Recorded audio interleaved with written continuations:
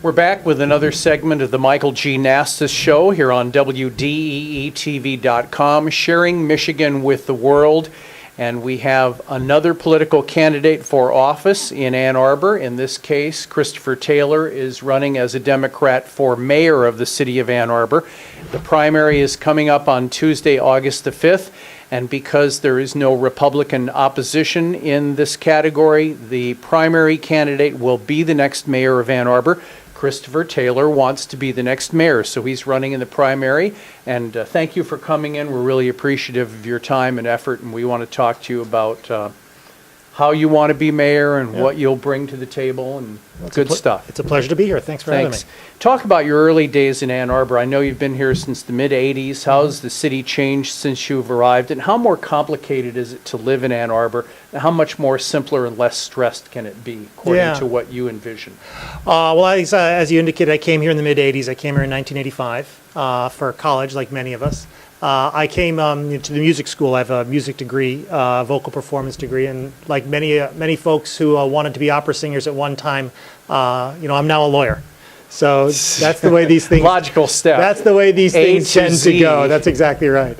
Ann Arbor is a very different place. I think there's been a lot of change. A lot of the stores that that we loved in the 80s and 90s are gone. Of course, Borders is the one that comes to mind most prominently.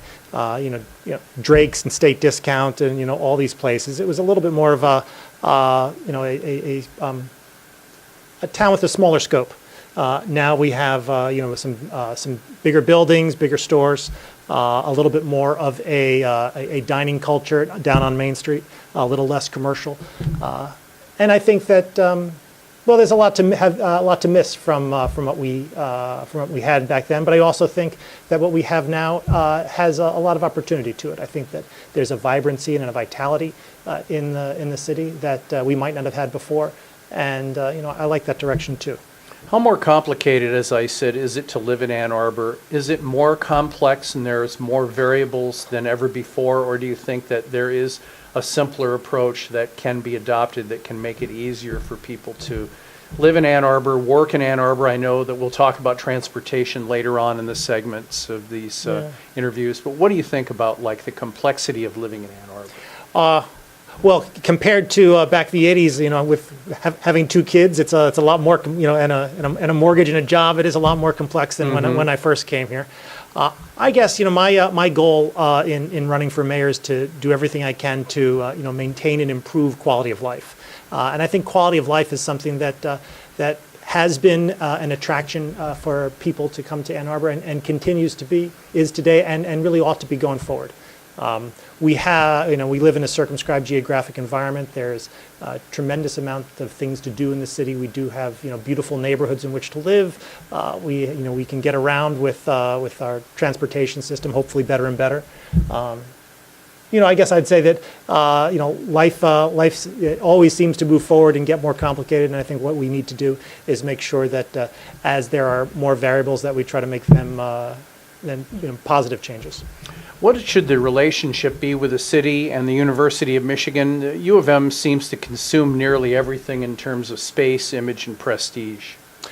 And I know that's a complicated question, but you could talk about it in brief and see what it should be. Yeah, the university is of course the primary economic engine for the city. It is the reason why we are, it's the reason why Ann Arbor is the place that it is today.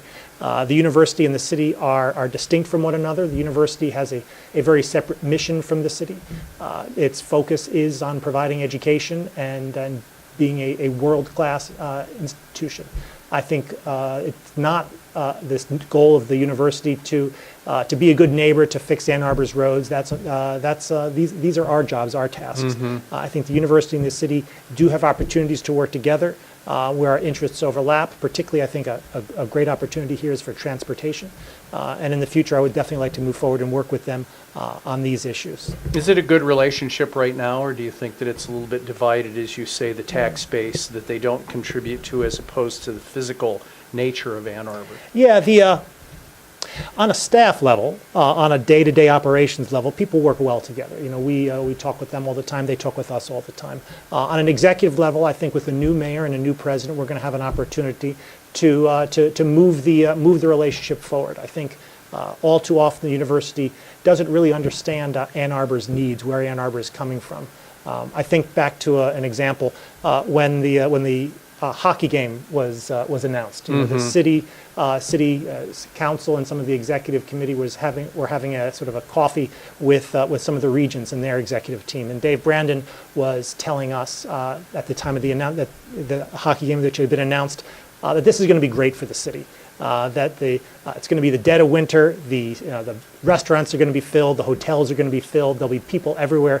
This is going to be absolutely outstanding, and that we as a city should be thrilled about it. And on the one hand, we of course were. It was a great event. It was brought notoriety and people to the city, and that's a good thing. Traffic was a nightmare. Yes, and that's right. But what he didn't understand is that it would cause a lot of traffic and neighborhood disruption, but it would also cost the city. It would be a cost. Yeah. We're looking at all costs. We don't get hotel. There are no hotel fees. There are no restaurant fees. There sure are no ticket fees. Right. This is all cost to the city, and he did not have an appreciation that there would be these external challenges and obstacles that would be the result of this event. And I think communicating that, making them understand better where we are coming from, will improve the relationship. Lesson learned for sure. We're Yeah. with Christopher Taylor, Democrat candidate for mayor in the August 5th primary. Michael G. Nastos with Christopher Taylor today. We'll be right back here on WDEE-TV.com.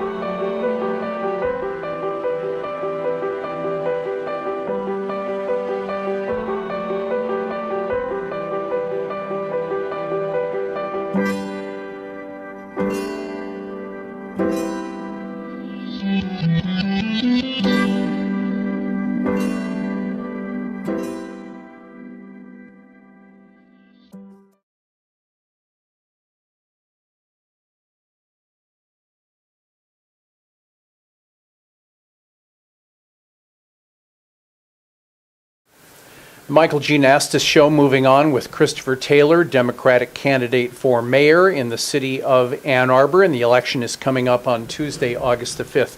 Christopher, talk about the business and economic climate, how your vision for the city will improve in terms of forecasts for jobs and relationships with regional areas in relation to healthy growth, and how you see that happening here for all of us in Ann Arbor.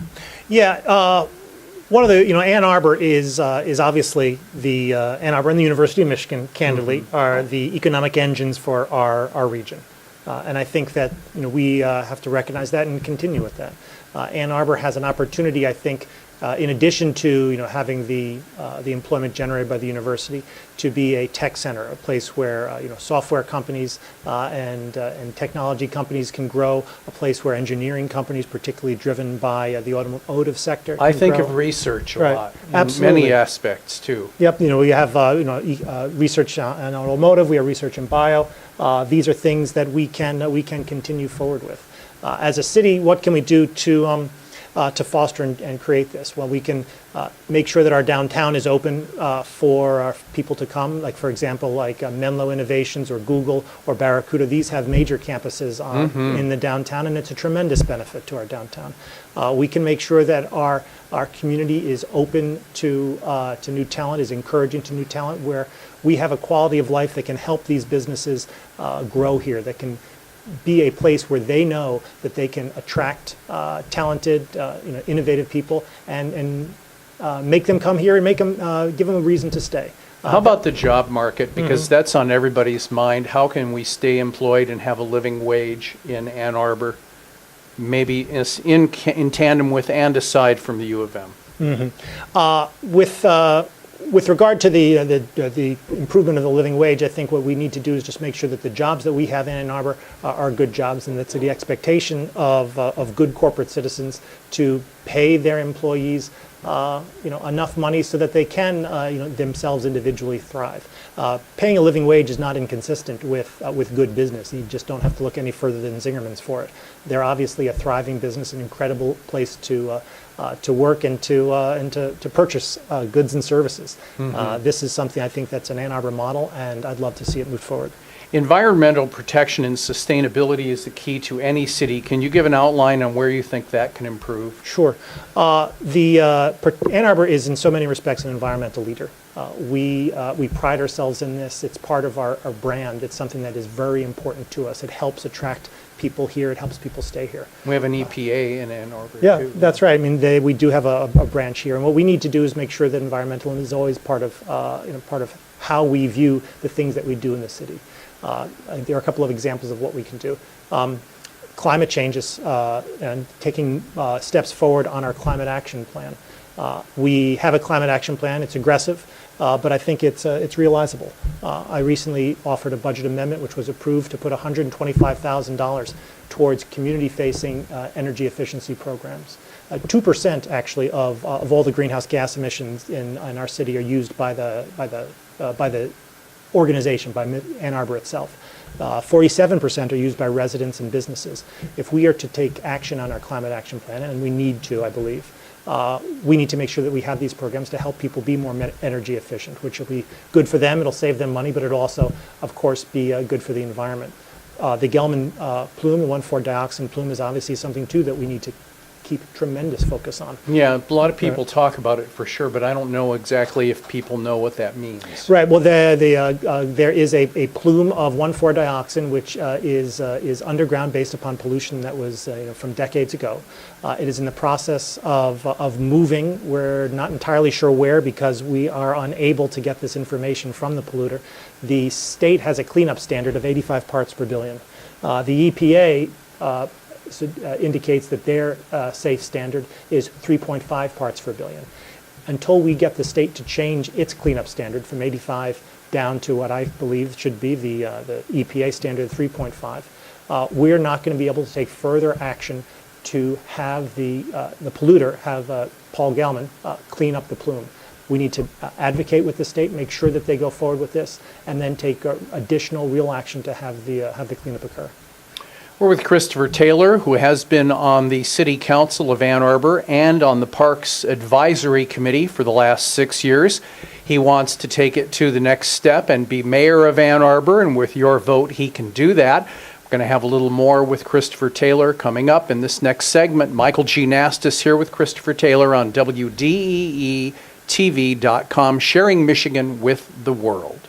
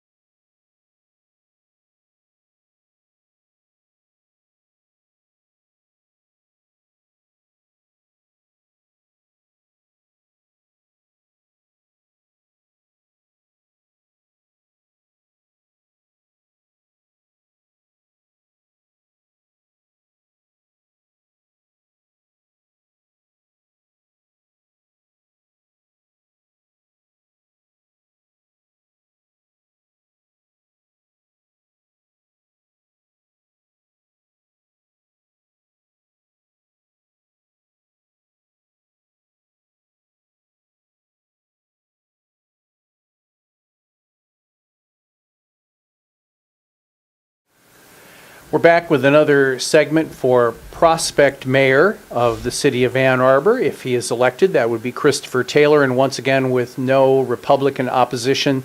The winner of the primary competition on August the 5th, your vote will count. That will be the next mayor of Ann Arbor. There are 4 candidates, and Christopher Taylor is one of them. He's served on city council, been here since the mid-'80s, and as he mentioned earlier, he started off in the music school at the University of Michigan. Who did you study under as far as a vocal coach? Sure, I studied first with John McCullum and then with Lorna Haywood. Okay, and then you became a lawyer. That's exactly right. What was the transition there? Oh, it was long and sordid. After music school, I actually went to graduate school in American history and was studying American legal history. Prior to getting really deep into a dissertation on legal history, I decided to go to law school. Once I got to law school, I decided I liked it a lot better, and that was that. Financial move, too, I would imagine. There's a little money. difference there as well. Yeah. Talk about transportation here in our area. I know this is a big topic, especially when you consider bicycles, electric vehicles, working with the big three. Can you talk about how Ann Arbor can be a catalyst for improving transportation, not just in an infrastructure area, but also in a greater, I know Umtree is doing great things with transportation at the U of M. So talk a little about AATA and the bus system and how that can be improved under your ideas. Sure. Transportation is absolutely critical for quality of life in Ann Arbor. It is tremendously important for people with cars. It's tremendously important for people without cars. People need to get around to get to appointments. They need to get around to get to jobs, or or shopping, or just for things of daily living. So it's vitally important that we have an integrated, option-filled transportation network. Touching upon public transportation. Well, I mean, stepping back a little bit. I think, of all the complaints that I hear about the city, they relate to the most really relate to transportation, whether it's the condition of the roads, whether it's traffic congestion, the lack of a sophisticated, broad, integrated network of bike lanes, the lack of, in some places, of true pedestrian safe crosswalks. These are areas that touch people's lives day in and day out. Improving the quality of life for people in Ann Arbor is something that I'm really focused on, and this is an area where we I think, can do great work.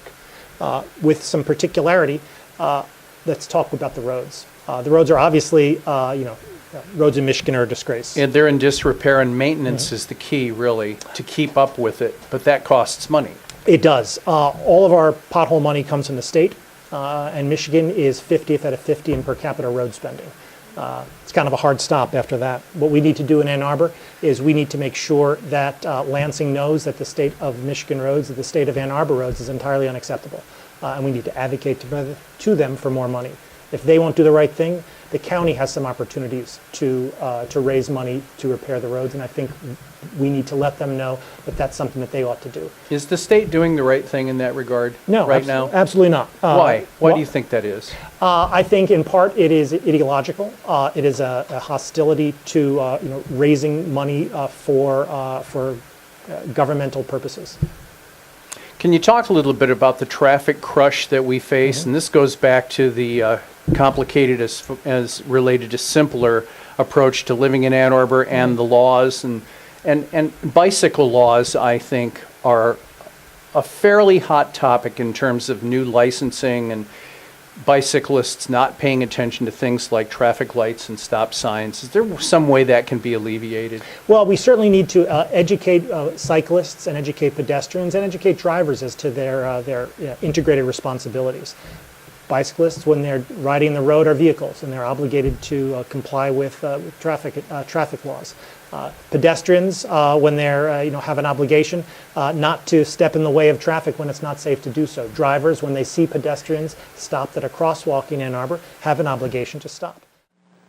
Can you talk a little bit more about the traffic laws and bicycles being licensed, and especially the construction, which is just crushing traffic to a standstill in many instances? I know that road construction and deconstruction and then repair is important, but boy, getting around Ann Arbor is really difficult for everybody.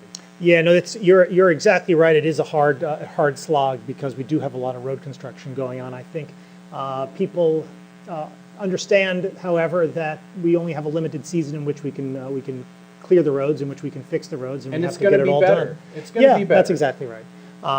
People, I think, who are cycling, as you indicated, need to always, comply with the law when they're in the street. Their vehicles, they have to, stop at stop signs. They got to stop at the lights. Pedestrians, they can't step into traffic when it's not safe to do so. Cars, when they see in Ann Arbor, when they see a pedestrian stopped at a crosswalk at the curb, they have an obligation to stop. It's really important, I think, for everyone to, honestly learn more about their obligations and to work together in order to make an integrated transportation system that works well for everyone. Are we in too much of a hurry in our society these days? From point A to point B, everybody's like rushing, and that creates problems in and of itself. Well, yeah, I think we're always, people are always in a hurry, may always have felt like they're in a hurry. I certainly feel like the state of life has accelerated somewhat. It could just be where I am today. I think what we just need to do is make sure that we understand that, we're all sharing the road, we're sharing the sidewalk, we're all kind of in this together. People on bikes need to respect their obligations. People in cars need to understand theirs, and pedestrians need to understand theirs as well. Take a little lead time before you leave for your destination. That's my best advice. Well, that's right. I mean, it's construction season. I'm glad when it's done, but it's something that needs to happen. We're with Christopher Taylor, Democratic candidate for mayor in the August 5th primary. We'll be back with our final segment with Mr. Taylor here on WDEE-TV.com. The Michael G. Nastos Show, yours truly, Michael G. Nastos with Christopher Taylor, and we'll be back.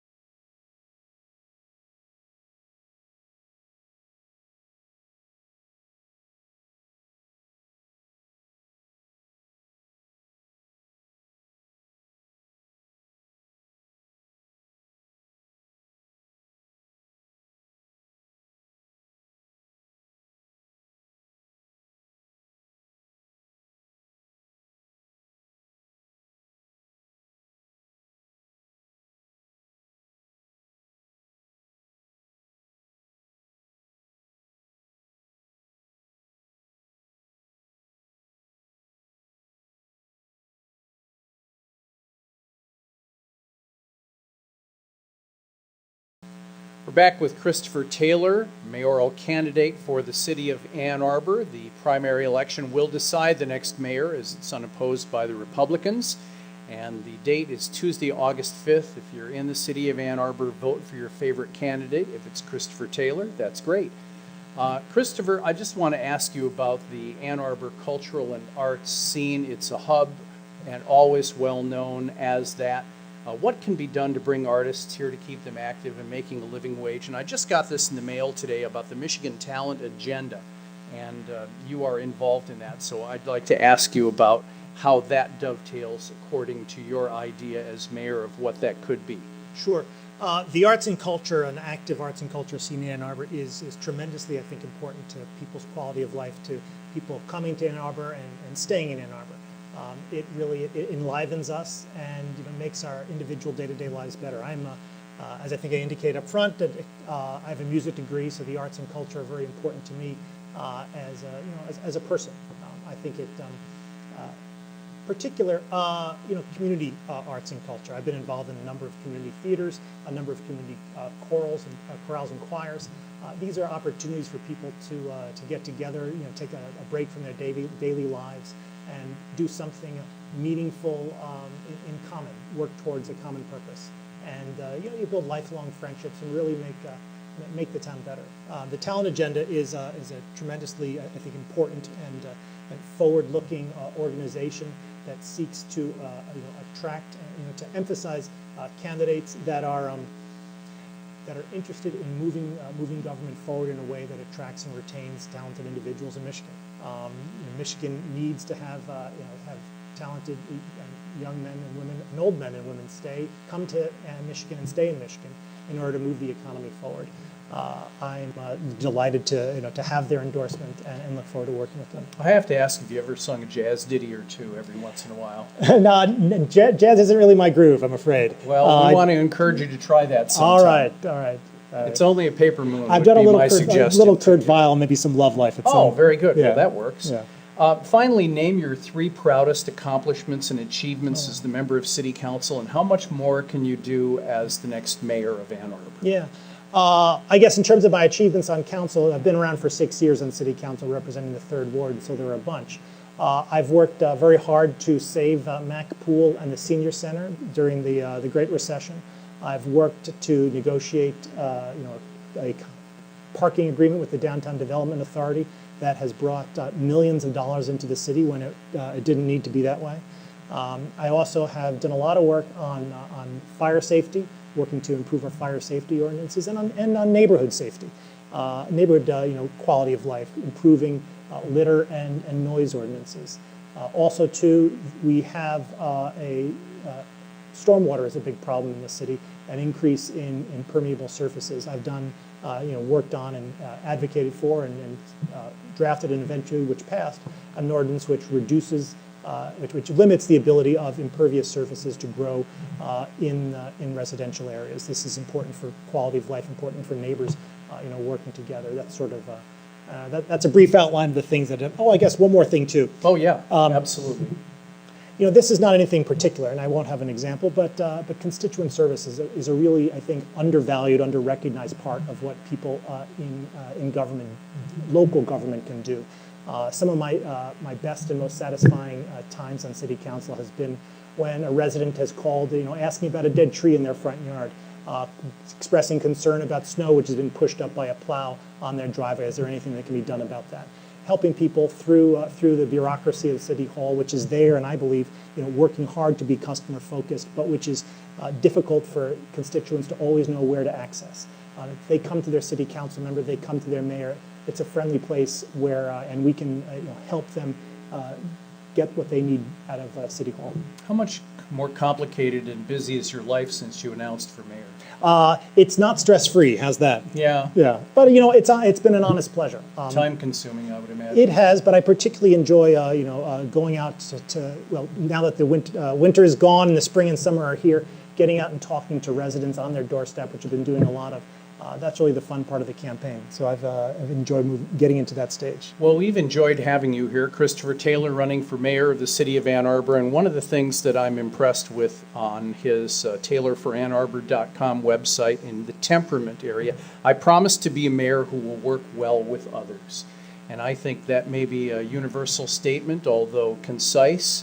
It's to the point, and it says a lot about how you want to do things in the right kind of way for everybody who lives in the area. Well, thank you. Once again, Christopher Taylor, mayor possibly of the city of Ann Arbor, and if your vote comes through on August the 5th, he will be the next mayor. Christopher Taylor has been our guest today, and we thank him a lot for joining us and sharing some of his time. You get to know these mayoral candidates through this particular discourse. My name is Michael G. Nastos. Happy that you're tuned in, and please tune in again for more segments politically, musically, community-wise, and others that we work on as we post them on our website at WDEE-TV.com online.